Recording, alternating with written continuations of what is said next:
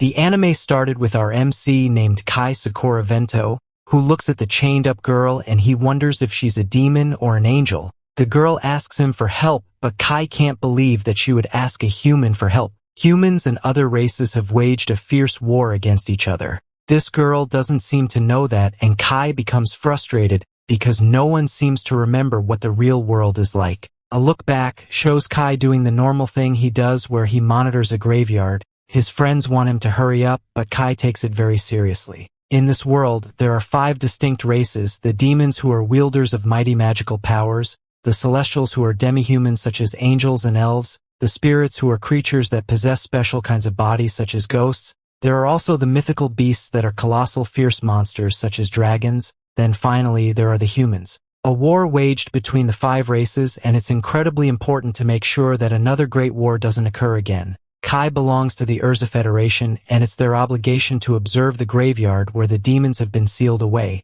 Kai observes the graveyard for 300 seconds like always and determines that nothing is strange, so the demons are properly sealed. Kai's co-worker Ashuran High Roll can't understand why Kai takes his job so seriously, but Saki Miscati points out that it's good for them because they can take it easy. Demon has not escaped from the seal in the past 100 years, but Kai reminds his co-worker is that it's still their job. There are 4 graveyards around the world, and Kai points out that the people in charge of those take their jobs just as seriously. That's because if a demon were to get out, it would be a catastrophe. His friends wish he would take it easy because the demon hasn't broken the ceiling sometime, but Kai just doesn't want to let his guard down, and he declares that watching over the graveyard is his duty. A while later, we watch as Kai just some training, but he has warned that a low-ranked soldier like him using a mythical beast for training is incredibly dangerous. Kai fights it anyway, but he finds that his attacks don't work against it. Saki gets worried, so the hologram is deactivated, and she wishes Kai wouldn't push himself so far.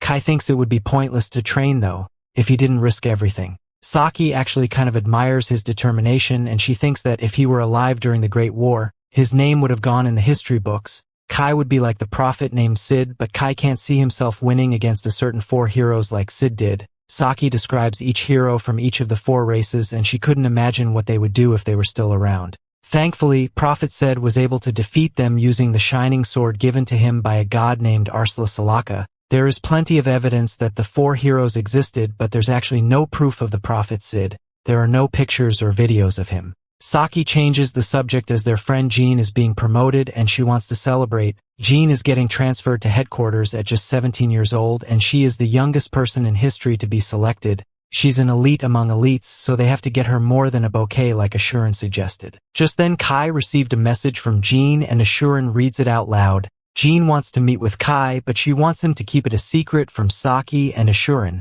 Kai tries to cover it up by saying that the message isn't really from Jeanne, but it's too late, and Ashuran wonders if Kai has a secret relationship with Jeanne. The friends try to get more information, but Kai just decided to go for a run. The next morning, Kai meet with Jeanne, and he's glad to see that she's on time because she is usually late for everything. She wonders why Kai isn't wearing such fancy clothes while off duty, so he explains that he just came from the morning self-training that he does every day. Jeanne has him accompanied her while she does some shopping, and she explains that she's looking for gifts for Saki and Ashuran. She knows that they're planning to get her something, so she wants to give them something in return. Jeanne says that she probably will never see them again, but Kai is sure that she will be back as a cadet after her transfer is over in 2 years. Jeanne predicts that they will have finished their service in the military by then and they will be civilians. Only herself and Kai will likely still be in the military. Kai agrees with her, but he can tell that she is upset. He knows what's wrong and tells her not to worry, as he is sure that she will surpass her father, the Urza headquarters chief.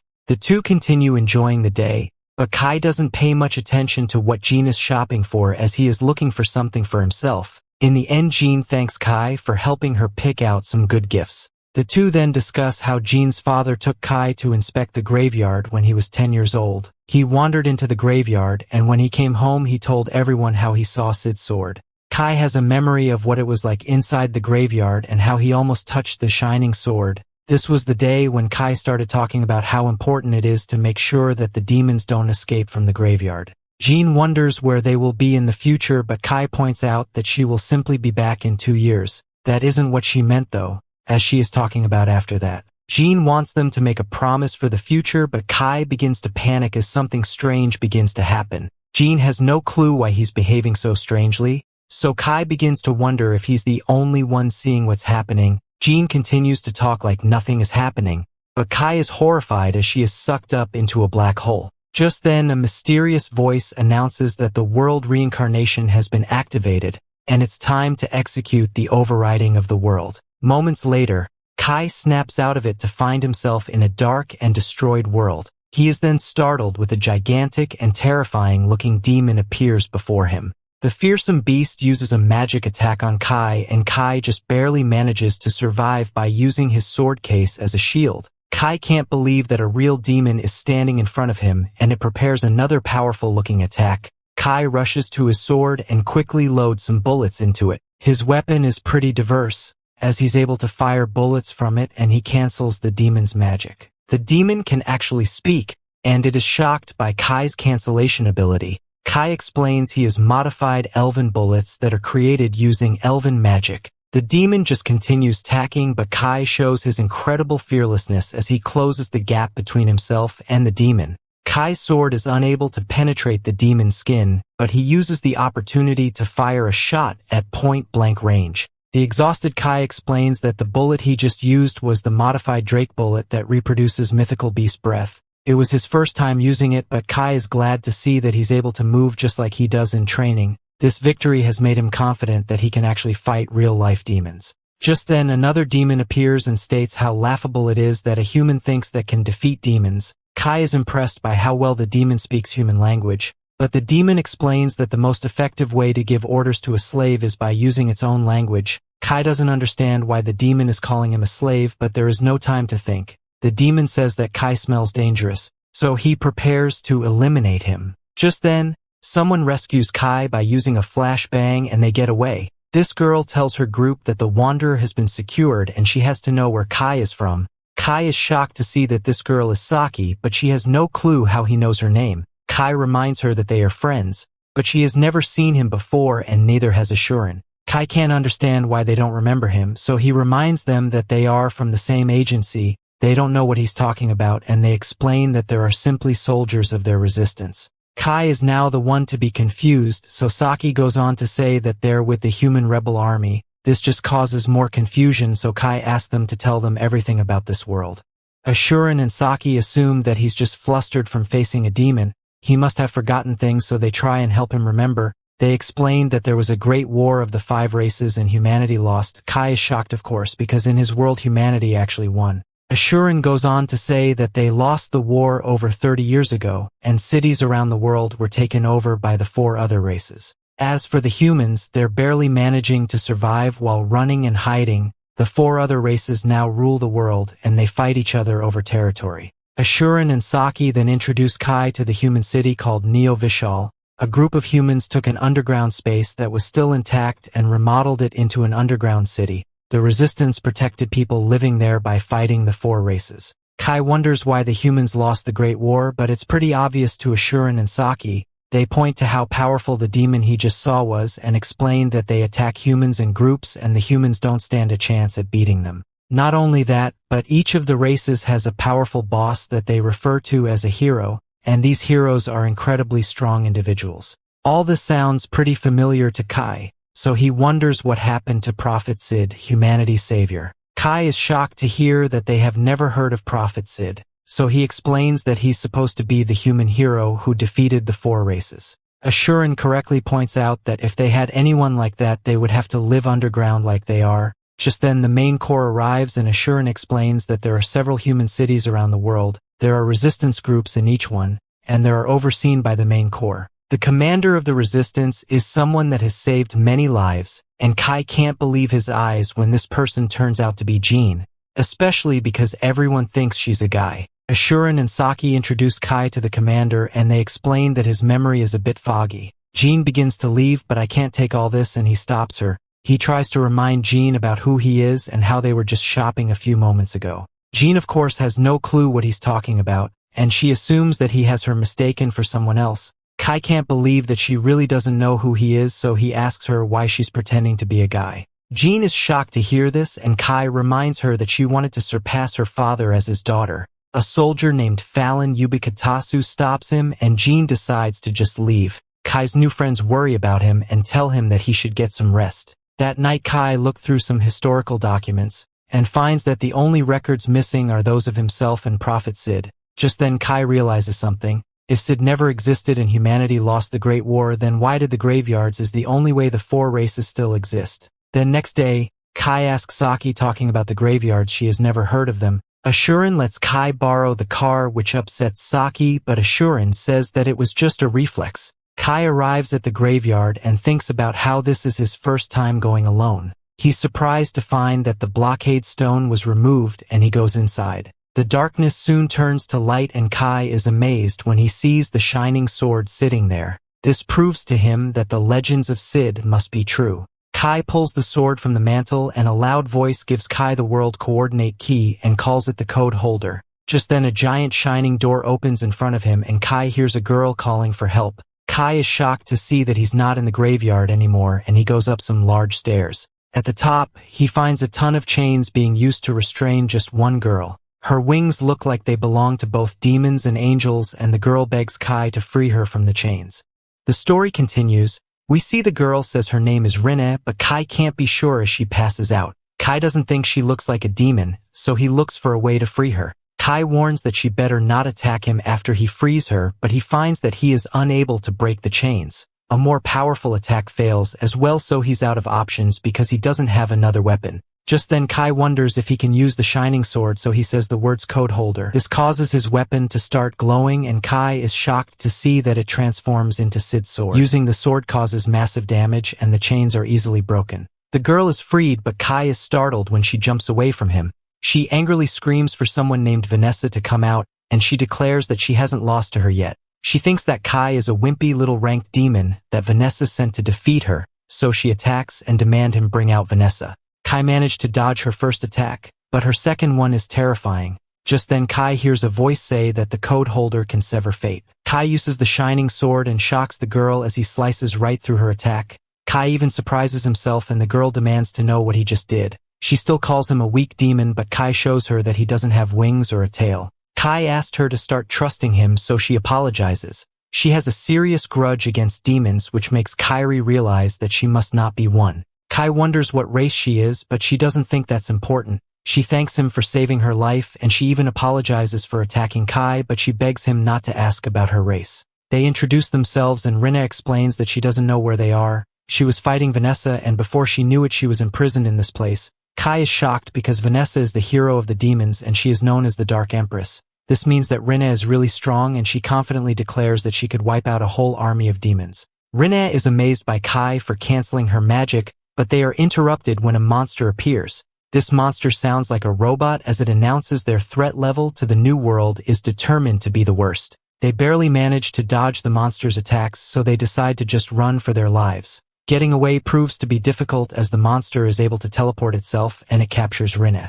Rinnne then screams in pain as the monster begins to eliminate her, and Kai gets furious at himself for just standing and watching. His frustration causes him to act, so he told Sid that he will be borrowing his sword, and his incredible attack frees Rinnne. The monster stunned to see the forbidden sword, and she wonders what it's doing there. Just then a portal opens, and Kai and Rinne escape back to the world.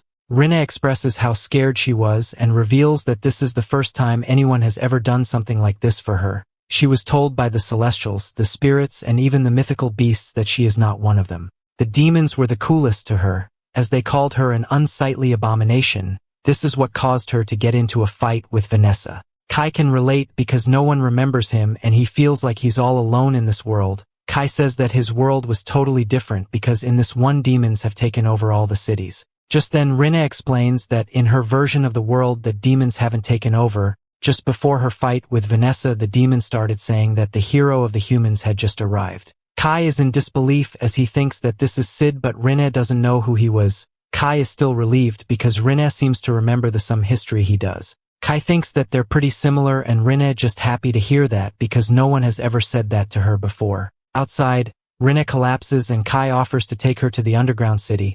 Rinnne is afraid to go to a human city though because she can't trust anyone. Rinne does trust Kai though because he saved her life, so she agrees to go with him. Back in his room, Kai thinks about how difficult Rinne made the trip back. She was able to hide her wings, but she still stuck out like a sore thumb. She even tried to use magic right in the middle of the city, but Kai can't blame her because she's surrounded by strangers in a strange place. Kai's weapon was reverted back to normal, so he considers trying to change it back. He is interrupted though when Rinne needs help shutting off the shower. Rinne thinks it's really unfair how humans shower with such warm water because she used to have to shower in freezing cold lakes and rivers. A soft bed is something new to her as well. She did notice that the city on the surface was in ruins, making it clear that the demons really have taken over. Kai has also determined that this world is a world where the results of the war among the 5 races is inverted.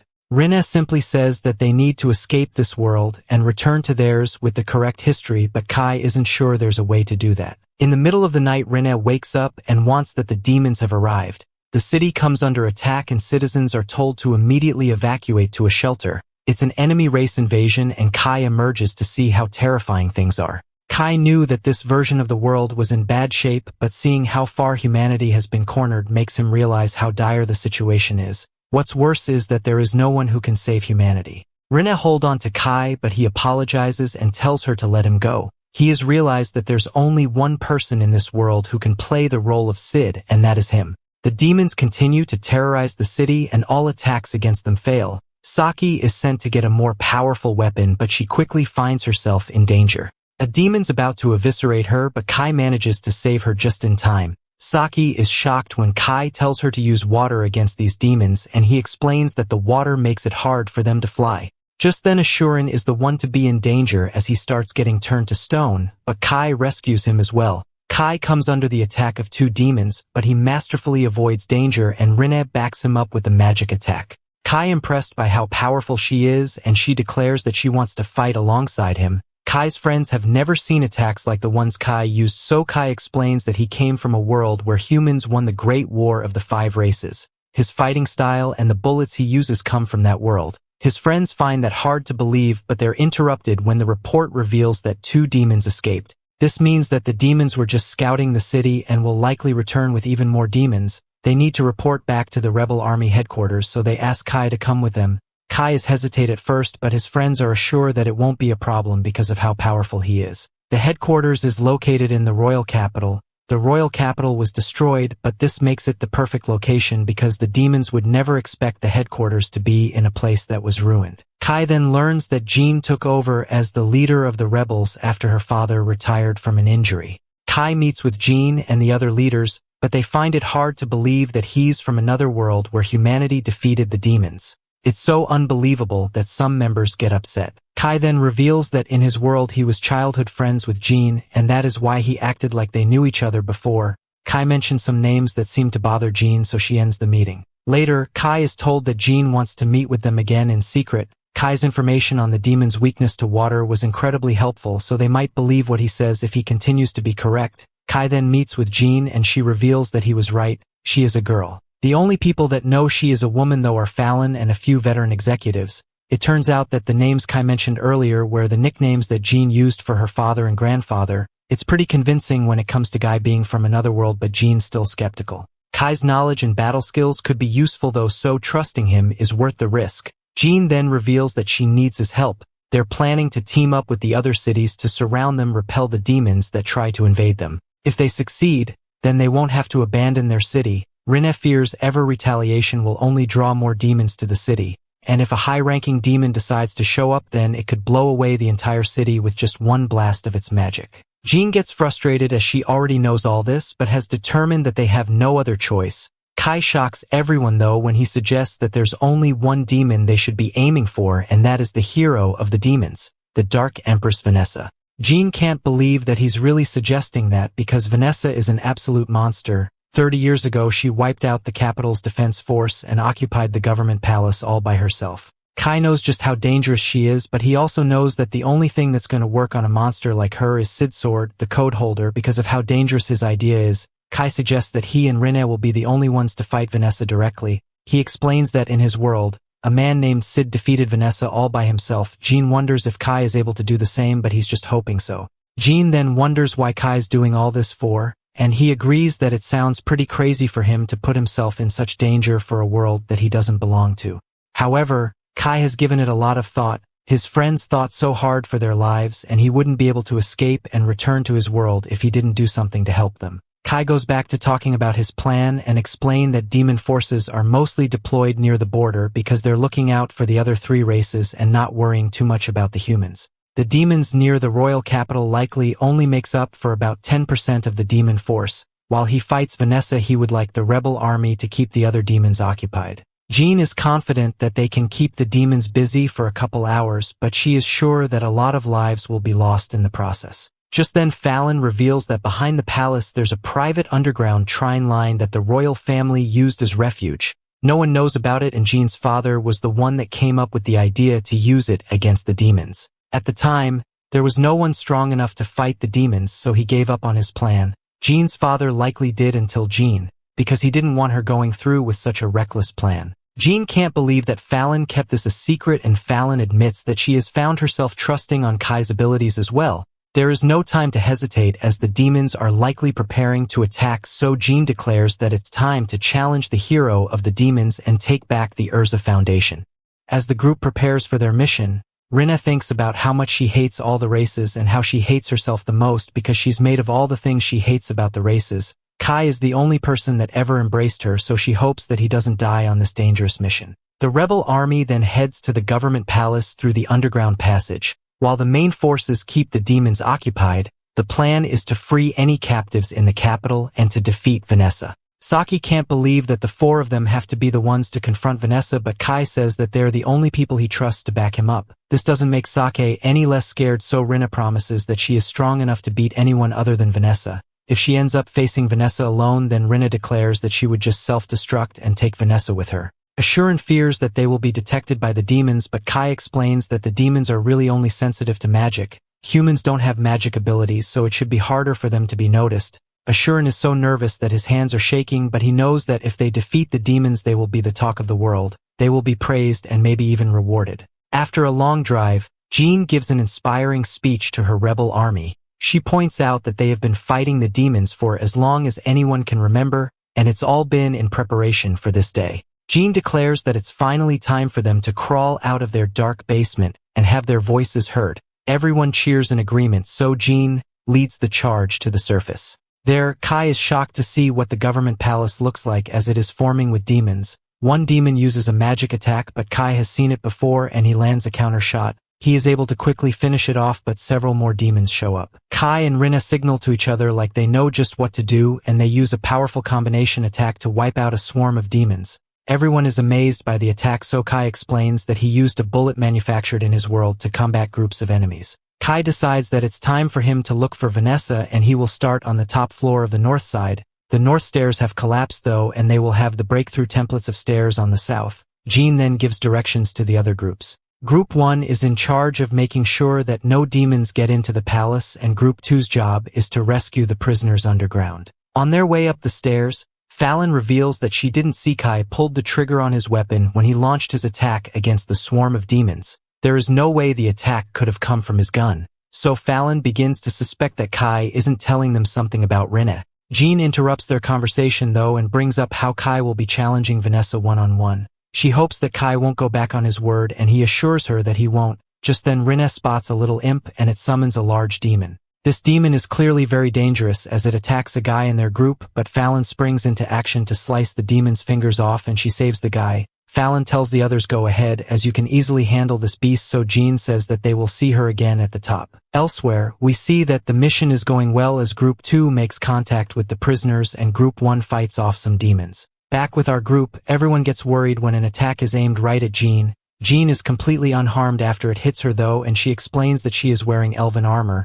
When it comes to magical resistance, nothing is better. Jeanne tells Kai to go on ahead and he vows to keep his promise to defeat Vanessa. They leave and Jeanne declares that the demon's opponent is the Knight of the Sacred Light. Kai's group is now down to 4 and they put on some armbands that will keep the demons from seeing them. Rinnne nearly reveals her secret by explaining that she was barrier magic on the sleeves, but Kai stops her. They come up with a lie about how it works and just say that her facts lie and hide them. Just then a terrifying monster appears and Rinnne reminds everyone to stay silent. The beast gets really close to them. but they are hidden by their sleeves and the monster leaves. Kai then tells Saki and Ashuran to wait in a break room. If it looks like Kai is going to lose his fight against Vanessa, then they will have to shut off all the lights so Kai and Rinne can get away. The group splits up, but an alarm sounds soon after. Rinne has no clue how they could have been found, so Kai suspect that there must be infrared sensors in the building. A demon appears before them and he calls Rinne hideous for having strange wings. Kai shuts him up and demands to know how they were found.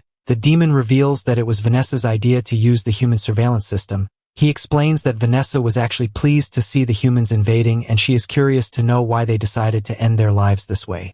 Kai wants this demon to take them to Vanessa since she is so happy about them being there, but the demon would rather have some fun himself. He prepares an attack and Kai is shocked when Rinne takes a hold of him. She tosses Kai to the side and tells him to go on without her. Kai refuses, but she tells him not to worry. She promises to be right behind him and she uses her ice magic to separate Kai from the fight. Kai is furious, but he has no choice but to keep going. The demon can smell every rays coming from Rinne, so he can only wonder what she is. Rinne explains that she doesn't even know what she is, but she does know that she hates demons. Rinne prepares an attack and declares that she just wants to be with Kai. If the demons plan to interfere with that, then she will eliminate them. Kai reaches the top floor and he's greeted by the Dark Empress Vanessa. Back with Jeanne and her group is doing their best, but the demon barely notices them and he calls them weak. One of his fire attacks does nothing to Jeanne and he's shocked to realize that she's wearing elven armor. Jeanne then changes her weapon into a long bow and the attack she unleashes does some devastating damage.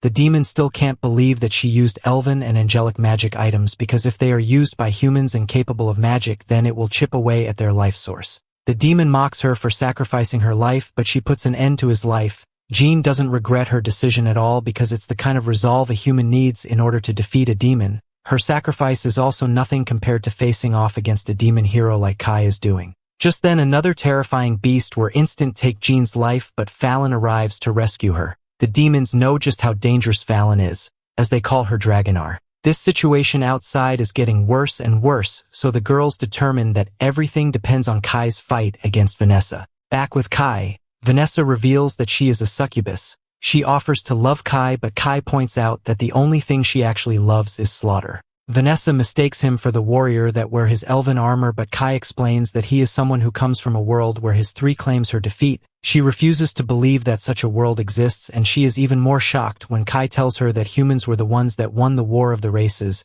This gives her a good laugh, as the other races are far more powerful than the humans, and she wonders who it was that defeated her. Kai says the name Prophet Sid, and she begins to whisper things like she remembers some things about Sid. She says it's nothing though and just prepares for battle. Kai quickly cancels her magic and declares that she takes humans too lightly. His counterattack does nothing though because Vanessa was using illusion magic. She's impressed by Kai's weapon because it counters her magic and unleashes an attack similar to that of a drake's breath. Her next powerful attack blows a hole right through the wall, and she curses herself for missing because she was trying to avoid causing destruction for her fortress. Vanessa warns that she uses a blast that can destroy any race and wonders what he plans to do about it. She unleashes the insanely powerful attack, and everyone around the entire palace can feel its destructive power. Vanessa declares that it's impossible to survive her attack. Only one of the heroes from each of the other four races can survive it, so she wonders why Kai is still alive. Kai thinks about how it was all thanks to Sid's sword, and Vanessa wonders where the sword came from. Just then Rinne appears to defend Kai, but he notices that she is badly wounded. Rinne refuses to let that stop her though, and she tells Vanessa to come at her. Just then a portal opens from behind Vanessa and the robotic-sounding monster from earlier grabs her. Its name is Last Riser, and she has determined that Vanessa has a high potential of influencing this world after hearing the name Sid. Vanessa realizes what's going on, but it's too late as Last Riser has already begun to remove Vanessa's code from this world. Vanessa manages to break free from her restrainers, and she turns the tables on Last Riser. Vanessa calls Last Riser a dog of someone named Alfreya, and declares that someone like her can never take her head. Vanessa shows the incredible power of a hero as she says scatter, and her attacked this massive damage. Last Riser just barely alive, so she escapes back through her portal. Kai can't believe that this Vanessa was the hero that Rinne fought, but something is wrong. Rinne says that the Vanessa from her old world was not as scary as this Vanessa. Vanessa can't understand why her wounds aren't healing, but that isn't as important as finishing her fight with Kai and Rinne. The story continues. We see Vanessa prepares to eliminate our heroes, but Rinnne rushes to hold her, and she tells Kai to run away. She puts herself in a shadow prison with Vanessa, but Vanessa mocks her for thinking she could hold her back. Vanessa shows her just how fragile her barrier is by destroying it, and she prepares to finish Rinnne off. Kai rushes to rescue her as Rinnne tries to tell him to run away, but Vanessa just unleashes a powerful attack on him. Kai's body is now lifeless, so Rinnne cries out to him. Rinnne sobs uncontrollably, and Vanessa tells her that Kai is no longer alive. She wonders if Rinnne will try to give her revenge or attempt to run for her life. Vanessa mocks her more, and she thinks she has lost the will to live, but she is stunned when Rinne's wounds begin to heal. Rinnne speaks with the terrifyingly calm voice and declares that she will never forgive Vanessa. Rinnne goes through some kind of transformation, and Vanessa is stunned because Rinne's chaotic appearance seems to be a mix of all 5 races. Rinnne just tells her to shut up as she begins her attack, and she manages to push Vanessa back. Vanessa eventually stops her though as she laughs like a psychopath, and she tells Rinnne that she should have used this form from the beginning. If she had, Kai might have been able to escape. Vanessa determines that Rinnne must have been afraid to show her true form to Kai and fear that he would have rejected her. Vanessa makes fun of her for being the furthest thing from a human and for being afraid of being called a monster. She then blames Rinne's hesitation for Kai's death, and Rinnne can't deny it. Rinnne regrets not doing this sooner, but she knows that she can't bring Kai back. Just then Rinnne gets very serious, and she tells Vanessa that it's time for both their lives to end. She takes hold of Vanessa and puts a curse on both of them. Rinnne explains that the droplets of blood coming out of Vanessa or drops of her life, and nothing Vanessa can do will stop them from flowing out of her. The blood will continue to flow out of them until both their lives end. Rinnne declares that it's all over, but she becomes confused and collapses. Vanessa explains a curse is dependent on how much magical power its user possesses. Vanessa then reveals that she prepared the spell long before their haven't even started. This spell in pedantry magical spells cast by the most powerful races. Because Rinnne is a mix of all the races, the spell effects are several times more. Vanessa praises her for lasting so long and pities her for not belonging to any one race. Rinnne is completely defeated, so she begins apologizing to Kai over and over again. Vanessa has heard enough, so she uses an attack to end Rinne's life. She is utterly horrified though when she sees that Kai has somehow rescued Rinnne.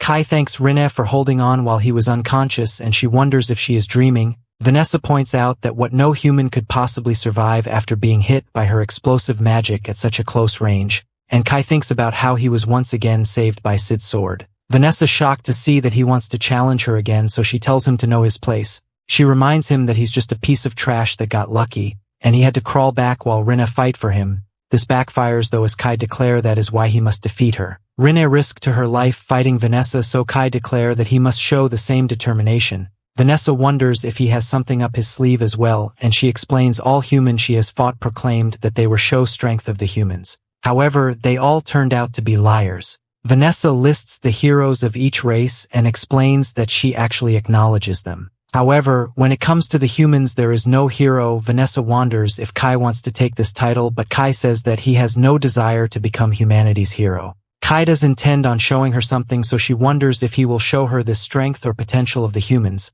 Kai says is neither of those, as he actually intends to show her the spirit of the humans. This world has no hero for the humans, but Kai would gladly be humanity's representative as he fights Vanessa. Vanessa is unfazed by his declaration, and she summons an attack called the Devil's Planet. This thing is gigantic, but Kai uses his sword to eliminate it. Vanessa prepares another terrifying attack, but Kai contacts the others and has them shut off the lights. Humans don't have magic abilities, so Vanessa can't sense them in the dark, but she can see Kai's sword. She launches an attack at it, but it turns out that Rinnne holding it as a distraction. Kai appears behind Vanessa and declares that he trained 10 years for this very moment. Rinnne tosses him his sword, and Kai says that the fight is over. Vanessa accepts her defeat, and Kai slices right through her. Just then Kai is shocked as Vanessa begins to remember who Sid the Prophet is. She remembers him telling her about how the world will be rewritten, and she realizes now that this is what he was talking about. Sid called it the world reincarnation, but this means that someone is behind it. Someone reincarnated the world, and Kai must find the being that did it. Vanessa thinks it must be one of the other 3 heroes, and she explains the Sid foresaw the stranger occurrence that was to happen in this world. She reveals as it actually interested this sword to her because it is the one and only key to correcting the alteration of the world. Kai is shocked because history says that she and Sid were enemies that fought each other relentlessly. Vanessa admits to fighting Sid but reveals that that isn't the whole story. There is a forbidden code hidden away in the world that Sid knows. It's called the Zero Code and it's a troublesome magic. Vanessa congratulates Kai for defeating her and she acknowledges the courage it took for him to let go his ultimate weapon. Vanessa commends his clever planning and acknowledges the powerful human spirit. Vanessa begins to disappear but warns Kai to be ready in case they ever meet again. She promises to fight him as a succubus next time and disappears. Kai is exhausted, but he can now relax as Rinne tells him that he has won against the hero of the demons. It is announced to the other rebel groups that Jeanne and her army have retaken the royal capital and defeat the hero of the demons. Kai thought that something happened to him and Rinne, but in reality it's the opposite. Something happened to the world and they were the only two people who weren't affected. Rinne just wants things to go back to the way they were and Kai agrees. Jeanne thanks Kai for helping rebel army, but she can tell that something is wrong. Kai just isn't sure if he would be able to defeat Vanessa if he saw her again. But Jeanne just wants him to celebrate his victory. Thanks to him, the humans will be able to rebuild the city even better than it was 30 years ago. Jeanne will be leaving that responsibility to those for around 30 years ago as she reveals that she will be leaving Urza. She then explains that 3 federations were taken over, one by the Celestials, one by the spirits, and one by the mythical beasts. There's a rebel group fighting against each one and Jeanne will be working with them to deploy a large-scale operation. Defeating the hero of the demons will surely cause commotion among the other races, so Jeanne wants Kai and Rinne to come with her. With their help, she hopes to pull off what the humans in Kai's world did. Jeanne asks Kai fight alongside them so they can finish the Great War of the 5 races. She wonders why Kai is so silent, so he explains that he's amazed by her. The Jeanne in his world was always ambitious, but she also had a childish side to her. She would always talk to Kai about personal stuff and she thought about her presence to get her friends. Jeanne can't believe that the side of her exists and Kai promises to tell her more about it when they have time. Kai agrees to fight by Jeanne's side, but he also asks for her support and his fight against the 3 remaining heroes. They both agree to end the war of the 5 races together and Rinne says that she will join just to be by Kai's side. Later, the troops still can't believe that they really took back the royal capital. With no Sid around, Kai vows end the Great War of the 5 races himself. Then he will find out who's behind the world reincarnation and set the world right. While later we watched Rinne runs from someone and some guy helps her, Rinne wakes up from this dream and we learn that our group is headed to another federation. Request for assistance or coming from other countries and Jeanne's humanity's hope right now. A look back to just before they left the capital shows that a demon had appeared before them. She was upset that they defeated her sister Vanessa and she attacked Kai. Rinne stopped her and the demon explained that she just wanted to greet the humans. Her name was Mongrel and Kai wondered if she is stronger than Vanessa. Mongrel assured them that they wouldn't have one if she was around, and Kai assumed that she was there to take revenge for Vanessa. Mongrel had a good laugh at this because while she does of her sister, her no longer being around means that she is number 1. She got down to business and explained that if the demons decided to unite then they would easily be able to reclaim the world capital anytime. The demons are purposely letting them have the royal capital, so they want to take a break from fighting. Kai saw right through here though, and determined that the demons feared that further fighting we just need them vulnerable to the other 3 races. Mongrel just offered to let them keep the capital as long as the demons were allowed to keep all the other territories. Kai agreed to inform the commander and Mongrel just asked Rinne to stop glaring at her. Mongrel promised to cheer them on, but Kai knew that she just wanted them to all take each other out. Mongrel realized that she had been caught, so she promised to defeat the humans one day. She warned them about the celestial hero named Alfreya and left. Back to the present, our group discusses how there will be facing the Celestials. Celestials are elves, dwarves, fairies, and angels. They are more cowardly and kindling than humans, and they create powerful magic items to use in battle. Demons are considered monsters, but Celestials are considered enhanced humans. Our group compares to find a rest area, but Rinnne senses that a mythical beast is above them. This is incredibly strange since they are still in demon territory. So Kai tells everyone in their convoy to move forward at full speed. The troops fired as the dragon, but it just attacks their convoy. Kai and Rinne team up to use a powerful attack and they manage to scare away the beast. After the other troops are rescued, the entire army arrives at the rest area. That night, Kai tells Rinne that there's a 10-foot female soldiers, but she refuses to leave. Jeanne arrives and Falin takes Kai outside to speak with him. She will stand guard outside while Kai stands guard inside the tent. Falin fears that people will find out that Jeanne is a woman if she stays too close to her, so it's best if Kai is the one to be by her side. Jeanne will have to remove her armor to sleep, so she wants Kai not to get any funny ideas. Kai returns to the tent and he finds Rinnne is giving Jeanne a massage. Pretending to be a guy's pretty difficult, so Jeanne really takes a moment to relax. Kai still can't believe their dragon appeared, and he assumes that it was their discount the area after news spread about the demon's hero being defeated. Jeanne explains that they made sure the royal capital was well protected before they left, so there is no need to worry about them being attacked. Jeanne becomes very serious that she has something important to tell Kai, but this just turned out to be that she tosses and turns in her sleep. Moments later, Kai becomes really uncomfortable as he can't sleep with the girls clinging on to him. The next morning, Kai is exhausted and he just pretends like he couldn't sleep because of the stress of having to be Jeanne's bodyguard. It is announced that they will be crossing the border soon, which means they will finally have reached the Io Federation. Their destination is the rebel army's headquarters. In the city just outside of the Io Federation, Saki prepares herself with a weapon because it's crucial to strike first if they encounter Celestial. Their guns are more effective against Celestial than dragons, but Kai still remains Saki to take a deep breath before shooting. Humans and Celestials look pretty similar, so Kai tells her to be careful before shooting someone. Rinnne shows some food she found, but Kai wonders if it's poisonous. Rinnne doesn't think it is because it just tickles a bit when she bites it, but Kai freaks out because that's probably poison. This isn't her first time eating them though, as she once ate them in the elven forest. Jeanne explains that the food is there because of the celestial invasion. The human city was buried along with the elven forest.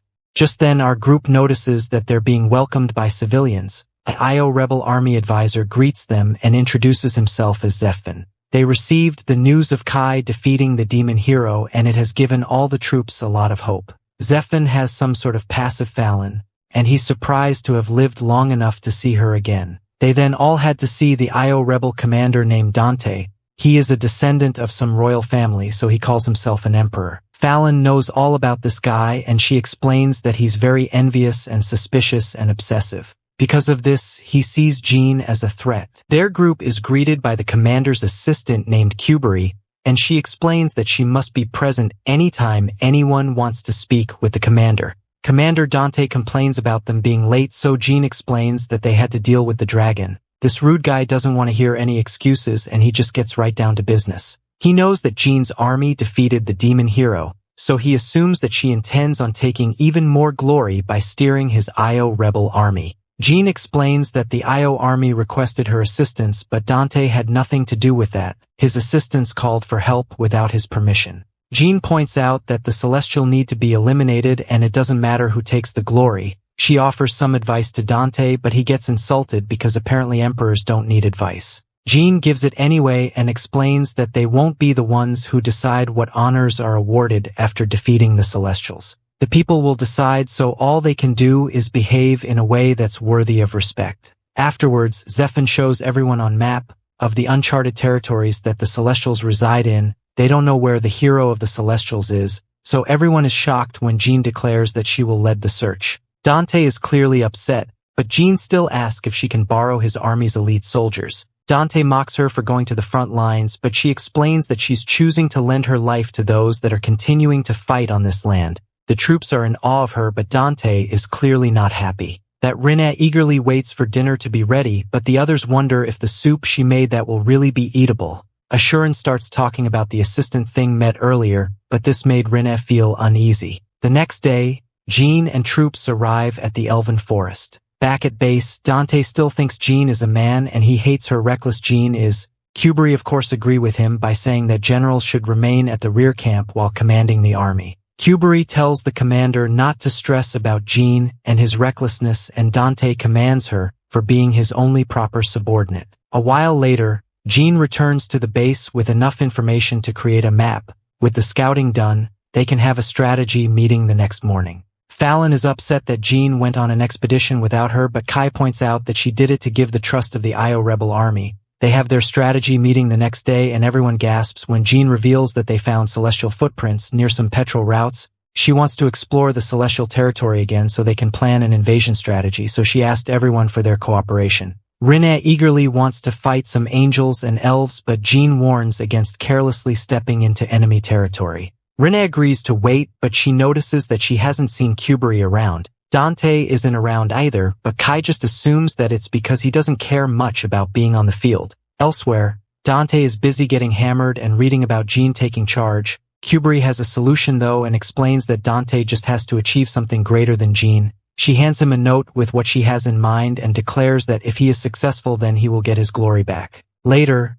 Zephin is shocked to hear that Dante is going to personally lead the soldiers into the elven forest. Dante says that he already has someone exploring the elven forest for him, but this is the first Zephin is hearing about this. Zephin fears that this will cause issues with Jeanne's rebel force, but Dante reminds him who's boss. Dante allows Zephin to join him, but instructs him not to say anything to Jeanne. Elsewhere, Rinne is hesitant to tell Kai something because she fears that it will cause trouble. Kai tells her is figured out already, so Rinne reveals that she doesn't think Kuberi is human. In the woods, we see that a massacre just took place. Some elf are shocked because the hero of the Celestials has decided to betray them. He hates all the other races, but he also thinks that elves, dwarves, and fairies are not needed. The elf thinks that he has gone mad and then wonder who the monster is behind them. The hero tells them that they don't need to know because starting now he is severing ties with them. The story continues. We see the elves are so shocked that they can't move, so the hero attacks them. He freezes the elder elves and the other elves falls to earth.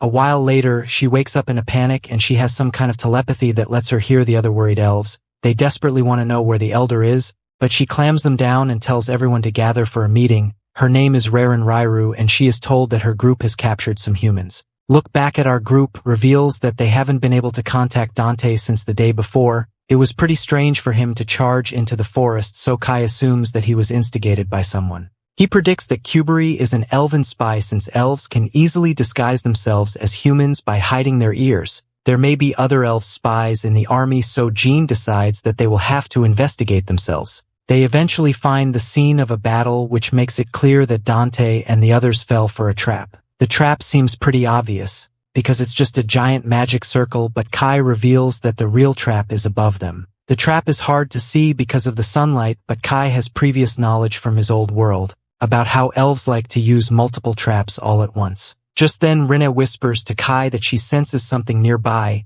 and she thinks it's an elf. They head in its direction, and Kai tells the others that Rinne went through special training, sense magic. They arrive at the spot where the smell was coming from, and they're all stunned as they are transported somewhere. Saki accused Ashuran getting a little handsy with her, but he points out that she used him as a landing pad. They seem to be in the elven forest, and Kai explains that they just went through a celestial gate. Just then some strange girl appears and begs for Butterfly to be her friend. Falin warns everyone to be careful because the girl is definitely a celestial, and the girl went into Ashuran. He tries to ask her where she's from, but she just wonders why she doesn't sense any magic coming from him. Ashuran explains that just because they are humans, but this means the girl run away out of fear that they will eat her alive. Our group follows her and they are met by archers. Kuberi appears to stop them from firing though, and she expresses her disbelief from them being able to activate the gate. Jeanne just how right calls her a spy and the demands to know Dante and the others are.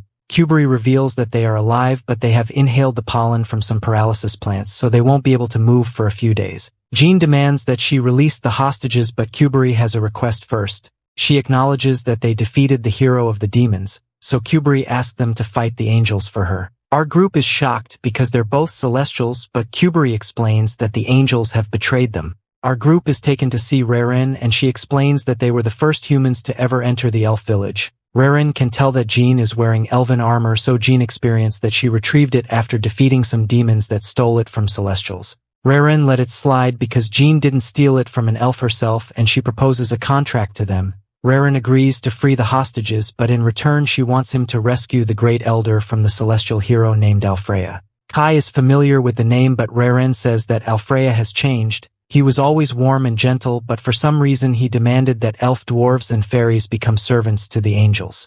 Reincarnated and the elder went to speak to him on behalf of the other celestials, but he refused to speak, and Alfreya just captured the older. Reincarnated will give them guidance on their journey, but will mainly be something they have to do themselves. Falin wants proof that this isn't a trap because it would be big trouble for them if they end up getting ambushed by elves and angels. Kuberi shocks everyone by saying that she will go with them and that they feel like something is wrong, then they can end her life. Falin rejects her offer and correctly points out to her single life is not worth 6 of their plus the lives of the hostages. Falin insisted they put more lives on the line or offer the life that is far more valuable. Reincarnated is then the one to shock everyone once she offers her life. Kubri tries to stop her, but it's too late as Reincarnated has already decided to accompany the humans. She wants to avoid civil war among the Celestials at all costs, so she tells the rest of their group not to take any action. She sends the dwarves and fairies back to their posts and everyone is shocked by how fast they move. Reincarnated has the girl named Silky bring some tulips so everyone takes a seat and listens to the details of her plan. That night, Reincarnated sees that Kai is not sleeping, so she promises not to attack them when they're asleep. She won't make any moves while they're still under contract, so Kai agrees to relax. Reincarnated was told that Kai and Rinne were the ones that defeated Vanessa, so she wonders if Kai's power will also work against the Lord of Heaven Alfreya. Reincarnated is sure that Kai will be the one who ends up fighting Alfreya, so if he can't win then everyone will just end up dying together. Reincarnated prepares to leave, but she has one more thing to say. If Kai runs away out of fear during battle, then she will eliminate everyone he knows. Kai has a question for her and asked if she knows someone named Sid. Reincarnated doesn't, so she just leaves. Kai thinks about how Vanessa seems to be the only one that knows about Sid, and he remembers how she told them to find the person behind the world's reincarnation. She was sure that it was one of the 3 other heroes, so Kai eagerly wants to confront the hero of the Celestials, the Lord of Heaven Alfreya. The next morning, Reincarnated explains that the angels' palaces of some giant tree, there are a few floating fortresses, but she is sure that Alfreya isn't the one called the Angel's Palace. Kai is impressed by the measures taken to protect this palace, so he assumes that they did it as a countermeasure against humans. Reincarnated says that no one is afraid of humans, and the ones that are actually on alert for are demon spirits and mythical beasts. Reincarnated impressed by how fearless Kai is, and he thinks about how he knows a man who faced all 4 heroes by himself. They teleport up to the palace and Reincarnated is shocked to see a bunch of lifeless bodies. Everyone is still alive, but she still can't figure out who would do this to the angels. Kai doesn't know either, but he points out that this works in their favor. They head further inside the palace, and it becomes very clear to Jeanne that they would have had trouble navigating through it if Reincarnated didn't come along. After another teleportation, our group must dodge an attack from someone that tells them that they stink. Reincarnated is stunned because this woman is known as War Angel Vicious. Vicious flings some insults at the elf and reveals that she was the one that attacked the angels at the entrance. Her reason was because they were disloyal fools who refused to obey Alfreya. Reincarnated is then horrified when Vicious declares that they will soon eliminate the Elder, as it will serve as a message to the elves, fairies, and dwarves. That message is just that they are inferior to the angels and they need to bow down. A fight breaks out as Falin attracts the angel and Vicious is annoyed that Reincarnated brought humans to the sacred palace. Falin tells Jeanne and Kai to go on ahead, and she keeps Vicious from going after them. Reincarnated teleports the rest of our group further into the palace, but they were attacked by another angel. His name is Rafilo, and Reincarnated fully expected to see him there. Rinnne tells everyone to go on ahead, and she promises not to lose against this giant tin can. Rafilo admires Rinne's sacrifice, but Rinnne says that she does not intend on losing. Up above, Reincarnated goes around and doing several barriers that are protecting Alfreya. Jeanne reveals that she has been wanting to say something to Kai, so she apologizes for leaving him to fight Vanessa in their last battle. It was the most dangerous fight, but this time she promises suffered alongside him. After removing the barriers, Reincarnated teleport them last time. They find their trapped elder and Alfreya appears before them. He mocks humans for having wings and for only being able to look up at the heavens. Alfreya says that blessings come from the heavens, but angels are the only ones entitled to receive them. And with that, we have come to the end of this part. Stay tuned for next part. Don't forget to subscribe to the channel and activate the notification bell to receive all the latest updates.